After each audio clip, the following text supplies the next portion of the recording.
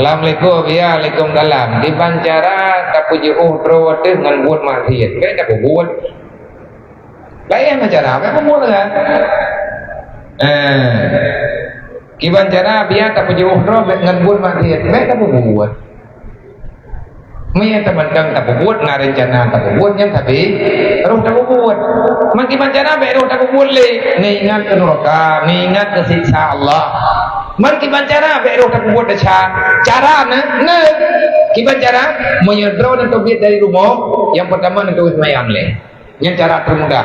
yang naja tempat kerja naja kalau naja gede menang tidur nama baik gada-gada semayang kerjaan selama na ia semayang badan yang TV bero tonton urang mupat tenaga galak tak dengar menya ia semayang golong batu bat tubuh tanyo punyung yang mantang na ia semayang haitim dengar mupat lidah yang mantang yang lidah yang basah dengan ia semayang nyen haitim mupat kaki yang mantang na ia semayang haitim dia buat maksiat laginya ke hikmah wudu yang diberi oleh Allah maka ji nabi kanyo han kubah-kubah wudu gewasit urang diutung semayang nabi han batin cerita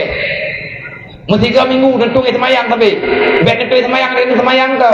nenek ya tu semayang mampu tak dari semayang tak ada kata peh ngapu sejam tak ada nentu semayang khusus untuk tepeh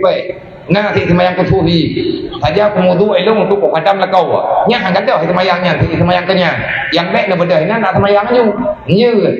nyampe tu semayang lain ni terjadi hana mujunung tu ngeci tu semayang masih 3 minggu nempunyung lillahi taala nekalanya ada kali keberahnya ramai orang awak tak kali gebut ka gedong getung semayang bengah betul semayang kena-kena kagadah semayang gak tuang lelo duduk gak kui TV yang naik rumah bayar belolong kenapa nonton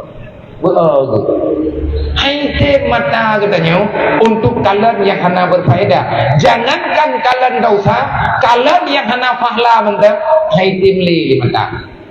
menyatakan dina urung pakat mupat tanyo hai datang nya urung tak bedah tak jauh lain bahkan kaki tanyo sendiri hai temja bak tempat yang biasa na dosa mandung tanyo hana kepingin berbuat dosa cobalah dengan awal mula dengan katung-tung semayang ile nyan salah sabo cara behut dalam buat martir